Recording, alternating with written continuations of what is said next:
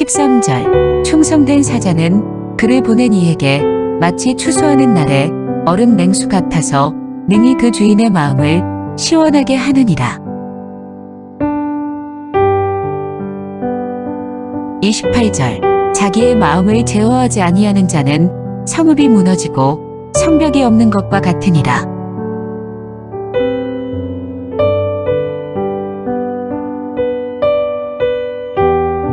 오늘 잠언 25장 이 말씀 전체 28절 중에서 13절의 말씀을 토대로 해서 마음을 시원케 하는 것이라는 주제로 이 새벽에 잠시 말씀을 나누고자 합니다. 13절의 말씀을 같이 한번 읽어볼까요? 13절의 말씀, 충성된 사자는 그를 보낸 이에게 마치 추수하는 날에 얼음 냉수 같아서 능히 그 주인의 마음을 시원하게 하느니라. 13절에서 보면 마음을 시원하게 한다는 것은 충성을 의미한다는 것을 알 수가 있습니다. 그렇습니다. 주인의 마음, 즉 하나님의 마음을 시원케 하는 것이 바로 충성이라는 것을 말씀하고 있는 것이죠. 왜냐하면 하나님은 저와 여러분들의 진정한 주인이 되시기 때문입니다. 그 주인이 되신 하나님의 마음을 시원하게 하는 것이 바로 충성이라고 말씀하고 있습니다. 그러면 하나님의 마음, 우리의 주인 되시는 그 하나님의 마음을 시원하게 하는 충성의 내용들이 무엇일까? 살펴보지 않을 수가 없습니다. 먼저 8절과 9절 말씀인데요. 너는 서둘러 나가서 다투지 말라. 마침내 네가 이웃에게서 욕을 보게 될 때에 내가 어찌할 줄을 알지 못할까 두려우니라. 너는 이웃과 다투거든 변론만 하고 남의 은밀한 일은 누설하지 말라. 이 두 말씀을 통해서 알 수 있듯이 다투지 않는 것입니다. 하나님의 마음을 시원케 하는 충성은요, 다투지 않는 거예요. 심지어 24절에도 이렇게 말씀하고 있습니다. 다투는 여인과 함께 사는 것보다 혼자 사는 것이 낫다. 그렇게 말할 정도로 다투는 것을 가벼이 여기지 않고 있습니다. 그렇습니다. 하나님의 마음을 시원케 하는 충성의 내용은 다투지 않는 거예요. 다투면 어떻게 됩니까? 다투면 오늘 8절에 있는 말씀대로 욕을 보게 된다고 합니다. 다시 말해서 부끄러움과 수치를 당하게 된다고 합니다. 자칫 잘못하면 다투다가 타인의 은밀한 부분까지 누설하게 될 수도 있게 된다는 것이죠.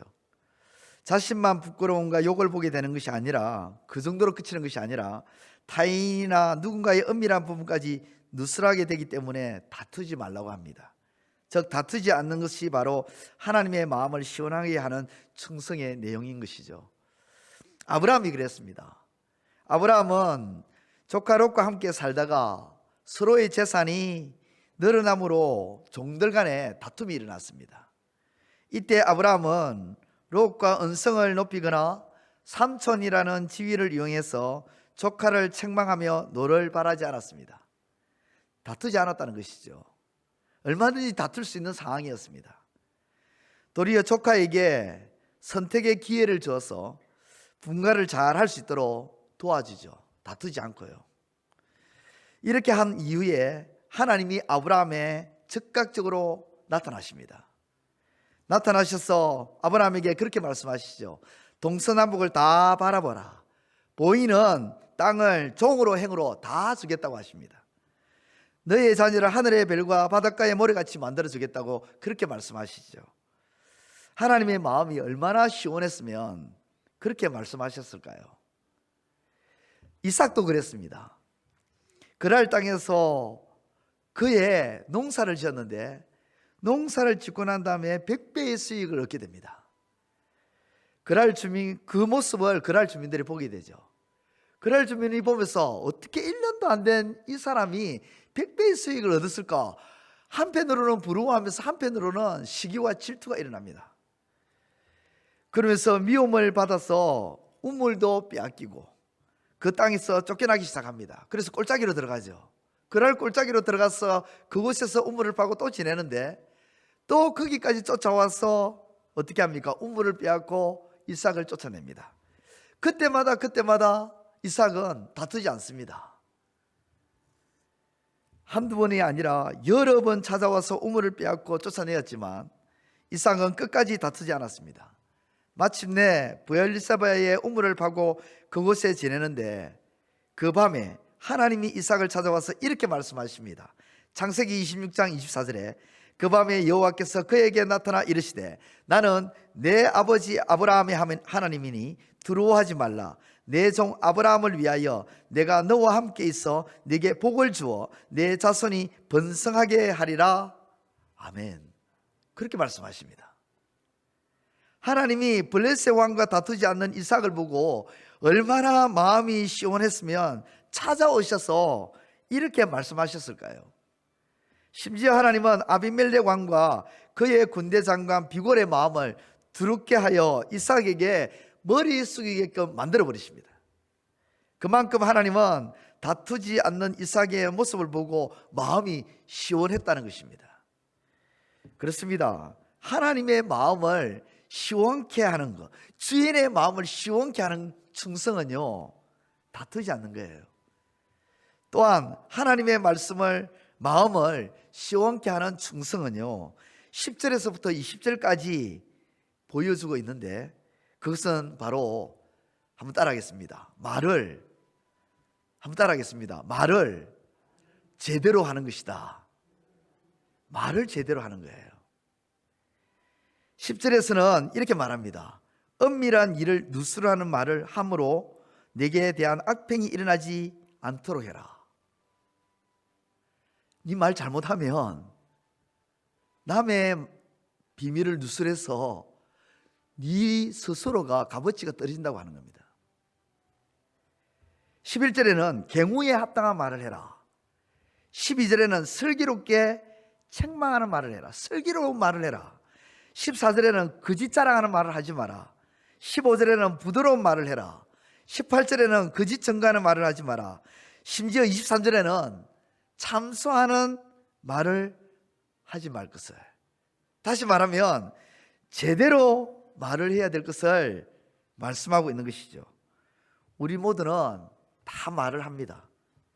하나님이 지으신 피조물 중에 유일하게 말하는 피조물은 사람밖에 없습니다. 하나님이 사람에게만 언어를 주신 것은 하나님께서 자신의 형상과 모양을 닮은 사람과 대화하기 위해서, 교제하기 위해서 주신 것입니다. 그러므로 말은 1차적으로 하나님과 대화하는 것이 먼저이고요, 그리고 2차적으로는 이웃과 대화하는 것입니다. 그렇게 하나님이 주신 귀한 말, 그 어떤 피조물에게도 주지 않고 유일하게 우리에게만 주신 말, 어찌 우리가 함부로 말할 수 있을까요? 그렇고 귀한 말을 우리는 하나님께로부터 받았기에 소중하게 사용해야 되고, 귀하게 사용해야 되고, 아름답게 사용하고, 어렵게 사용하고, 거룩하게 사용하고, 참되게 사용해야 될 줄 믿습니다. 그렇게 말을 사용할 때에 어떨까요? 하나님의 마음이 시원하게 되지 않을까요? 하나님이 주신 그 말을 정말 아름답게 사용하는 하나님 보실 때에 얼마나 마음이 시원하겠습니까? 야, 내가 줬는데, 내가 이렇게 만든 피조물들 중에서 유일하게 딱 너에게 줬는데, 너에게만 딱 줬는데 네가 이렇게 예쁘게 사용하네, 멋지게 사용하네. 그러면 하나님이 마음이 너무너무 시원해질 것 같아요. 엘리야가 갈멜산에서 바알과 아세라 선지자 850명과 대결을 벌이죠. 그때 엘리야가 이렇게 기도하면서 말을 합니다.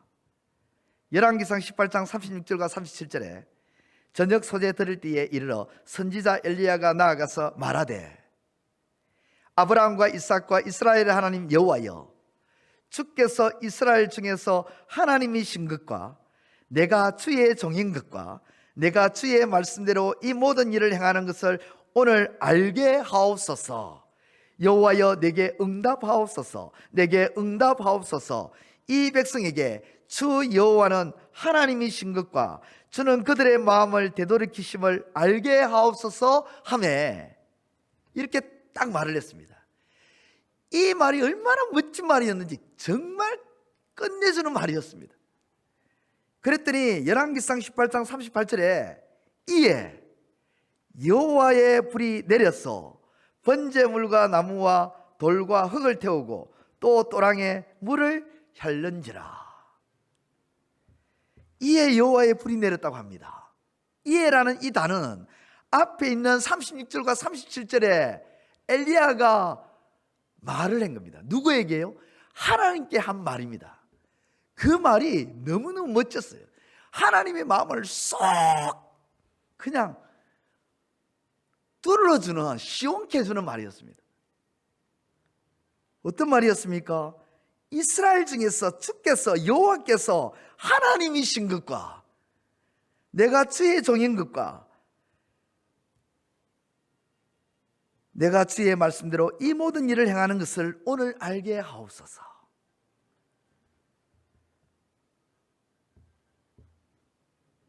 얼마나 하나님의 마음이 시원했으면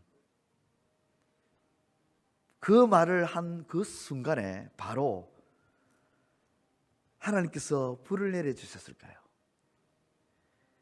그렇습니다. 말을 잘하고 아름답게 하고 부드럽게 하고 슬기롭게 하는 것은 매우 중요합니다. 흔히 말빨이 좋다, 언변이 좋다는 말은, 좋다는 것은요, 말을 잘하는 것과 다릅니다. 어떤 이는 말을 잘하는데 사람의 마음을 후벼파는 그런 말들을 합니다. 어떤 이는 말을 두서없이 하는데도 마음을 참 따뜻하게 말을 합니다. 어떤 이는 언변이 좋은데 차갑게 들립니다. 어떤 이는 말주변은 없는데 딱 말을 들으면 정감이 갑니다. 왜 그렇습니까? 말에 마음이, 감정이 담기기 때문입니다.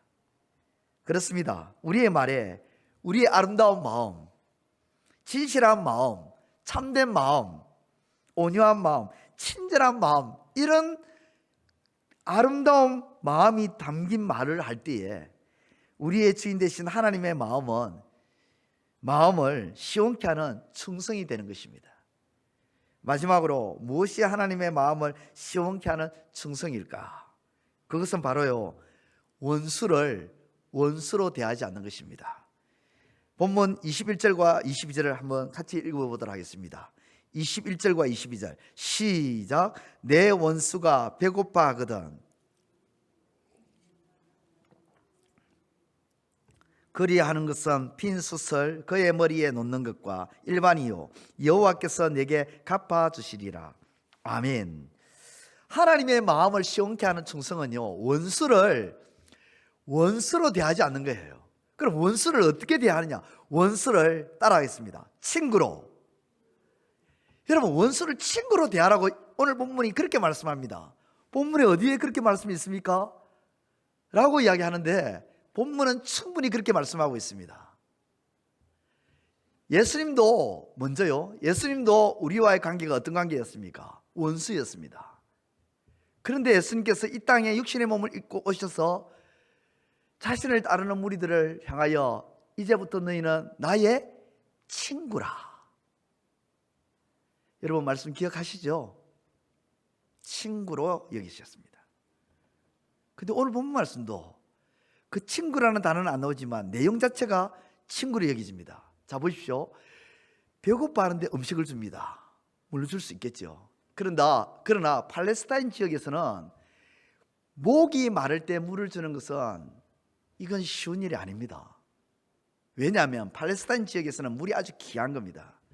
귀한 것이기 때문에 귀한 사람, 소중한 사람에게 주는 거예요. 아무에게나 주는 것이 아닙니다. 그렇다면 친구가 귀하잖아요. 누가 귀한 존재입니까? 그 원수를 친구처럼 대해서 물을 주고 먹여주라는 겁니다. 그렇게 하면 어떻게 한다고요? 하나님이 네게 갚아주신다. 원수에게 잘해주는 거, 원수를 원수로 대하지 않고 사랑으로 대하는 거, 원수를 외면하지 않고 무관심하게 대하지 않고 배척하지 않고 배려하고 도와주고 챙겨주는 것이 하나님의 마음을 시원케 하는 충성이 되기 때문에 네가 내게 이렇게 충성했느냐? 그럼 내가 갚아줄게.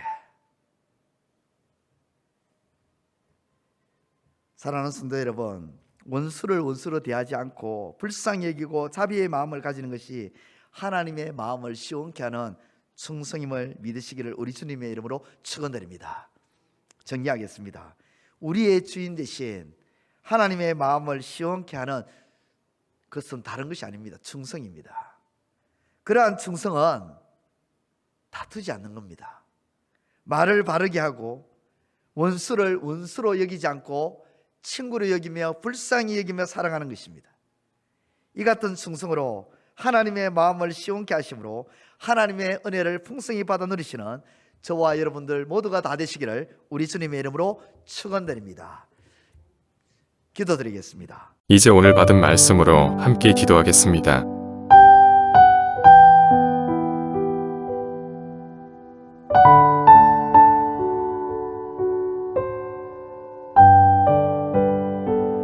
첫째, 우리의 주인이 되신 하나님의 마음을 시원케 하는 것이 충성임을 기억하게 하시고 그러한 충성은 다투지 않는 것임을 알게 하소서.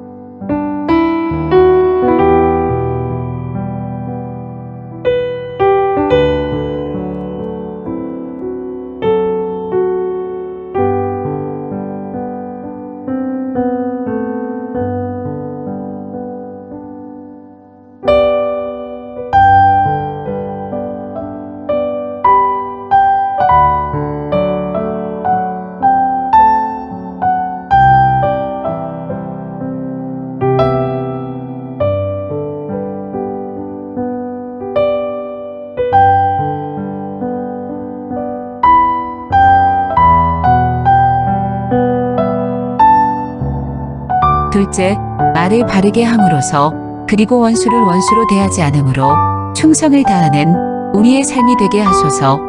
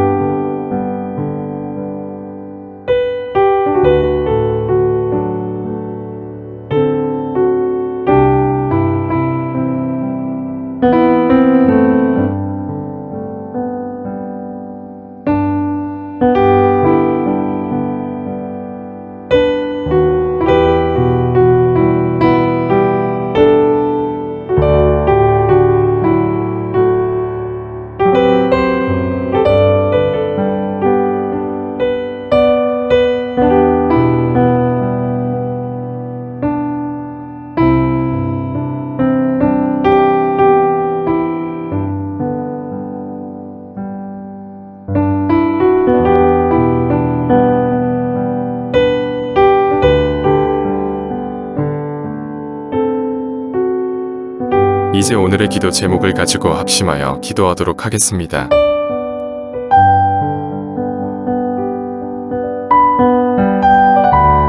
첫 번째, 하나님, 자신의 허물을 감추기 위해 교묘히 행하는 모습과 남의 허물을 드러내기 위해 슬며시 던지는 그러한 악한 행위가 떠나가게 하소서.